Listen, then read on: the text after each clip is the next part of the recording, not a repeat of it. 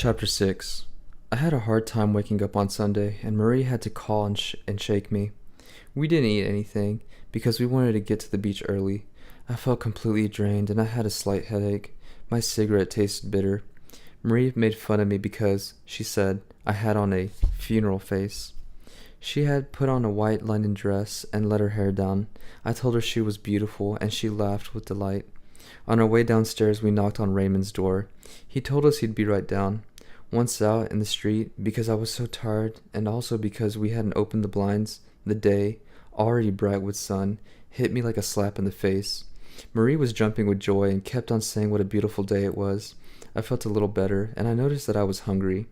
I told Marie, who pointed to her oilcloth bag, where she put our bathing suits and a towel.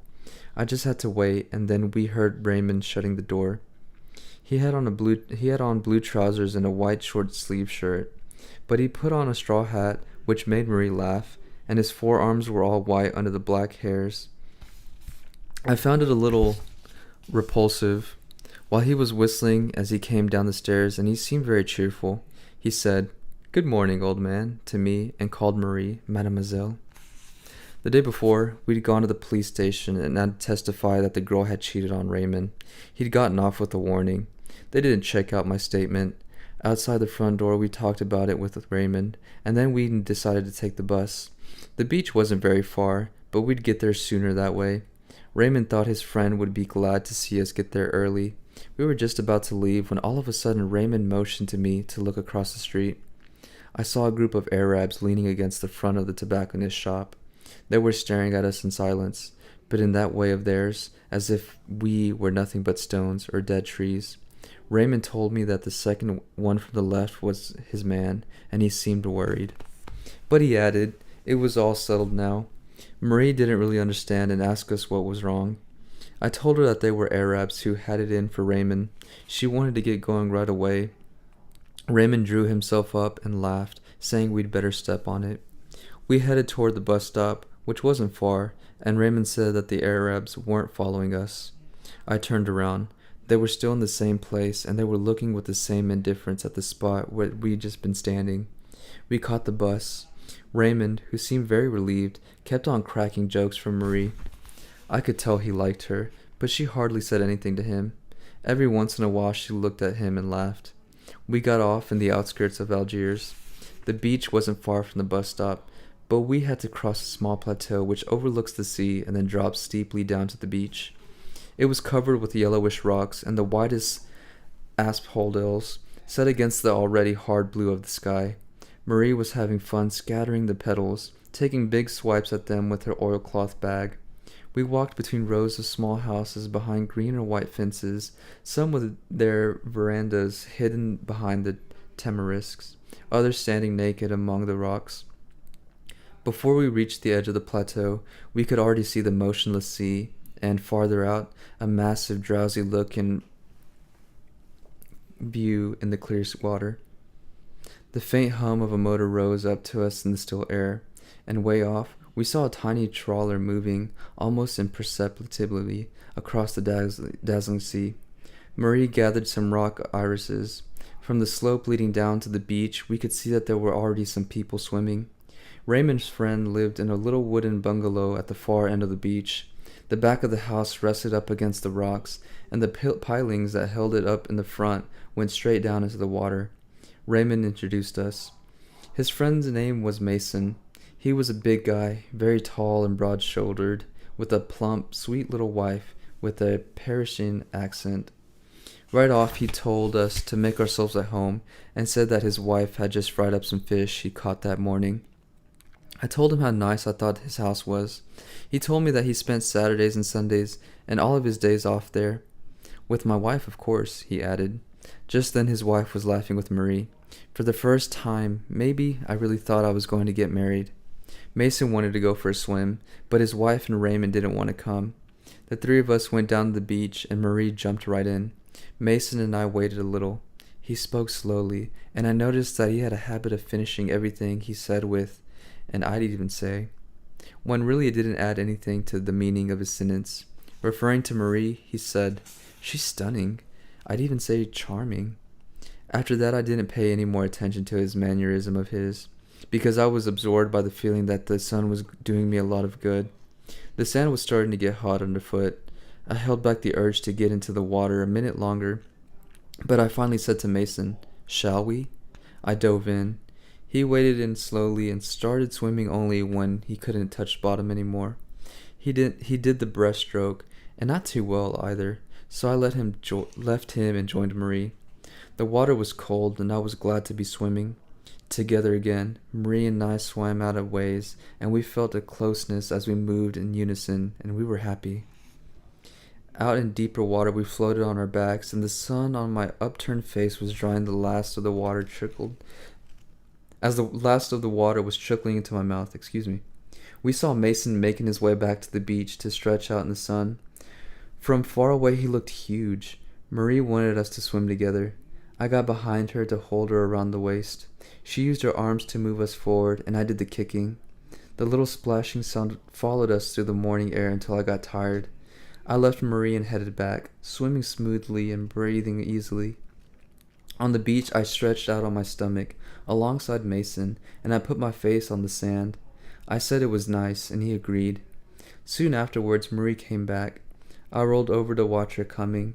She was glistening all over with salty water and holding her hair back. She laid down right next to me, and then combined warmth from her body and from the sun made me doze off. What the hell? Marie shook me and told me that Mason had gone back up to the house, that it was time for lunch. I got up right away because I was hungry, but Marie told me I hadn't kissed her since that morning. It was true, and yet I had wanted to. "Come into the water," she said. We ran and threw ourselves into the first little waves. We swam a few strokes, and she reached out and held on to me. I felt her legs wrap around mine, and I wanted her. When we got back, Mason was already calling us. I said I was starving, and then out of the blue, he announced to his wife that he liked me. The bread was good. I devoured my share of the fish. After that, there was some meat and fried potatoes. We all ate without talking. Mason drank a lot of wine and kept filling my glass. By the time the coffee came, my head felt heavy, and I smoked a lot. Mason, Raymond, and I talked about spending August together at the beach, sharing expenses. Suddenly, Marie said, "Do you know what time it is? It's only 11:30. We were all surprised, but Mason said that we'd eaten very early and that it was only natural because lunchtime was whenever you were hungry. For some reason, that made Marie laugh. I think she had a little too much to drink. Then Mason asked me if I wanted to go for a walk on the beach with him. My wife always takes a nap after lunch. Me, I don't like naps. I need to walk. I tell her all the time it's better for her health, but it's her business. Marie said she'd stay and help Madame Mason with the dishes. The little Personnet said that first they'd have to get rid of the men. The three of us went down to the beach. The sun was shining almost directly overhead onto the sand, and the glare on the water was unbearable. There was no one left on the beach. From inside the bungalows bordering the plateau and jutting over the water, we could hear the rattling of plates and silverware. It was hard to breathe in the rocky heat rising from the ground. At first, Raymond and Mason discussed people and things I didn't know about. I gathered they'd known each other for a long time and had even lived together at one point. We headed down to the sea and walked along the water's edge. Now and then a little wave would come up higher than the others and wet our canvas shoes. I wasn't thinking about anything because I was half asleep from the sun beating down on my bare head. At that point, Raymond said something to Mason, which I didn't quite catch. But at the same time I noticed, at the far end of the beach and a long way from us, two Arabs in blue overalls coming in our direction. I looked at Raymond and he said, "It's him." We kept walking. Mason asked how they managed to follow us all this way. I thought they must have seen us get on the bus with the beach bag, but I didn't say anything. The Arabs were walking slowly, but they were already much closer. We didn't change our pace, but Raymond said, "If there's any trouble, Mason, you take the other one. I'll take care of my man. Marceau, if another one shows up, he's yours." I said yes, and Mason put his hands in his pockets. The blazing sand looked red to me now. We moved steadily toward the Arabs. The distance between us was getting shorter and shorter. When we were just a few steps away from each other, the Arabs stopped. Mason and I slowed down. Raymond went right up to his man. I couldn't hear what he said to him, but the other guy made a move as though he were going to butt him. Then Raymond struck the first blow and called Mason right away. Mason went for the one that had been pointed out as his and hit him twice, as hard as he could. The Arab fell flat in the water, face down, and lay there for several seconds with bubbles bursting on the surface around his head. Meanwhile, Raymond had landed one too, and the other Arab's face was bleeding. Raymond turned to me and said, "Watch this, I'm going to let him have it now." I shouted, "Look out, he's got a knife!" But Raymond's arm had already been cut open and his mouth slashed. Mason lunged forward, but the other Arab had gotten back up and gone around behind the one with the knife. We didn't dare move. They started backing off slowly, without taking their eyes off us, keeping us at bay with the knife. When they thought they were far enough away, they took off running as fast as they could while we stood there motionless in the sun, and Raymond clutched at his arm, dripping with blood. Mason immediately said there was a doctor who spent his Sundays up on the plateau. Raymond wanted to go see him right away, but every time he tried to talk, the blood bubbled in his mouth. We steadied him and made our way back to the bungalow as quickly as we could. Once there, Raymond said that there were only flesh wounds and that he could make it to the doctor's. He left with Mason, and I stayed to explain to the women what had happened. Madame Mason was crying and Marie was very pale. I didn't like having to explain to them, so I just shut up, smoked a cigarette, and looked at the sea. Raymond came back with Mason around 1:30. His arm was bandaged up, and he had an adhesive plaster on the corner of his mouth. The doctor had told him that it was nothing, but Raymond looked pretty grim. Mason tried to make him laugh, but he still wouldn't say anything. When he said he was going down to the beach, I asked him where he was going. He said he wanted to get some air. Mason and I said we'd go with him, but that it made him angry and he swore at us. Mason said not to argue with him. I followed him anyway. We walked on the beach for a long time. By now the sun was overpowering. It shattered into little pieces on the sand and water. I had the impression that Raymond knew where he was going, but I was probably wrong. At the far end of the beach, we finally came to a little spring running down through the sand behind the large rock. There, we found our two Arabs. They were lying down in their greasy overalls. They seemed perfectly calm and almost content. Our coming changed nothing. The one who attacked Raymond was looking at him without saying anything. The other one was blowing through a little reed over and over again, watching us out of the corner of his eye. He kept repeating the only 3 notes he could get out of his instrument. The whole time there was nothing but the sun and the silence, with the low gurgling from the spring and the 3 notes. Then Raymond put his hand in his hip pocket, but the others didn't move. They just kept looking at each other. I noticed that the toes on the one playing the flute were tensed, but without taking his eyes off his adversary, Raymond asked me, should I let him have it? I thought that if I said no, he'd get himself all worked up and shoot for sure. All I said was, he hasn't said anything yet. It'd be pretty lousy to shoot him like that. You could still hear the sound of the water and the flute deep within the silence and the heat. Then Raymond said, so I'll calm him something, and when he answers back, I'll let him have it. I answered, right, but if he doesn't draw his knife, you can't shoot. Raymond started getting worked up. The other Arab went on playing, and both of them were watching every move Raymond made. No, I said to Raymond, take him on man to man, and give me your gun. If the other one moves in, or if he draws his knife, I'll let him have it.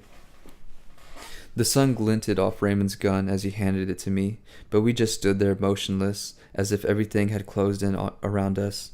We stared at each other without blinking, and everything came to a stop there between the sea, the sand, and the sun, and the double silence of the flute and the water. It was then that I realized that you could either shoot or not shoot. But all of a sudden, the Arabs, backing away, slid behind the rock, so Raymond and I turned and headed back the way we'd come. He'd seemed better and talked about the bus back.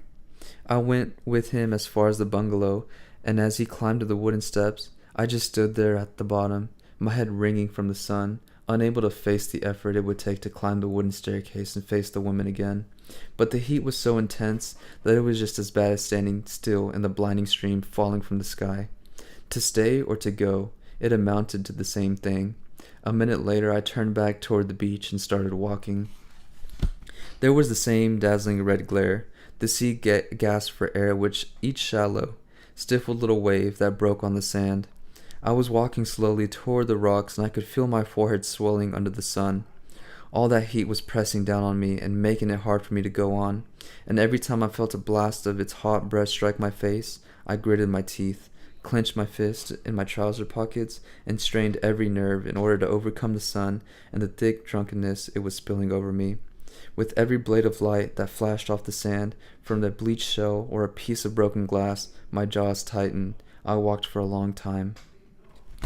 From a distance, I could see the small, dark mass of rock surrounding by a blinding halo of light and sea spray.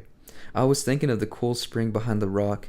I wanted to hear the murmur of its waters again, to escape the sun and the strain and the woman's tears, and to find shade and rest again at last. But as I got closer, I saw that Raymond's man had come back. He was alone. He was lying on his back with his hands behind his head, his forehead in the shade of the rock, and the rest of his body in the sun. His blue overalls seemed to be steaming in the heat. I was a little surprised. As far as I was concerned, the whole thing was over, and I'd gone there without even thinking about it. As soon as he saw me, he sat up a little and put his hand in his pocket. Naturally, I gripped Raymond's gun inside of my jacket. Then he lay back again, but without taking his hand out of his pocket. I was pretty far away from him, about 10 meters or so. I could tell he was glancing at me now and then through half-closed eyes. But most of the time, he was just forming a shimmering before my eyes in the fiery air. The sound of the waves was even lazier, more drawn out than at noon. It was the same sun, the same light still shining on the same sand as before. For 2 hours the day had stood still. For 2 hours it had been anchored in the sea of molten lead. On the horizon, a tiny steamer went by, and I made out the black dot from the corner of my eye because I hadn't stopped watching the Arab. It occurred to me that all I had to do was turn around, and that would be the end of it. But the whole beach, throbbing in the sun, was pressing on my back. I took a few steps toward the spring. The Arab didn't move. Besides, he was still pretty far away. Maybe it was the shadows on his face, but it looked like he was laughing. I waited. The sun was starting to burn my cheeks, and I could feel drops of sweat gathering in my eyebrows. The sun was the same as it had been the day I buried Maman.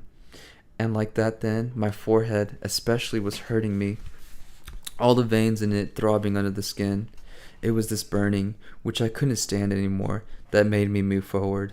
I knew that it was stupid, that I wouldn't get the sun off me by stepping forward, but I took one step forward. And this time, without getting up, the Arab drew his knife and held it up to me in the sun. The light shot off the steel, and it was like a long flashing blade cutting at my forehead. At the same instant, the sweat in my eyebrows dripped down over my eyelids all at once and covered them with warm, thick fluid. My eyes were blinded behind the curtain of tears and salt. All I could feel were the symbols of sunlight crashing on my forehead, and indistinctly the dazzling spear flying up from the knife in front of me. The scorching blade slashed at my eyelashes and stabbed at my stinging eyes. That's when everything began to reel. The sea carried up a thick, fiery breath. It seemed to me as if the sky split open from one end to the other to rain down fire. My whole being tense, and I squeezed my hand around the revolver. The trigger gave. I felt the smooth underside of the butt, and there, in that noise, sharp and deafening at the same time, is where it all started. I shook off the sweat and the sun. I knew that I had shattered the harmony of the day, the exceptional silence of a beach where I'd been happy. Then I fired 4 more times at the motionless body where the bullets lodged without leaving a trace, and it was like knocking 4 quick times on the door of unhappiness.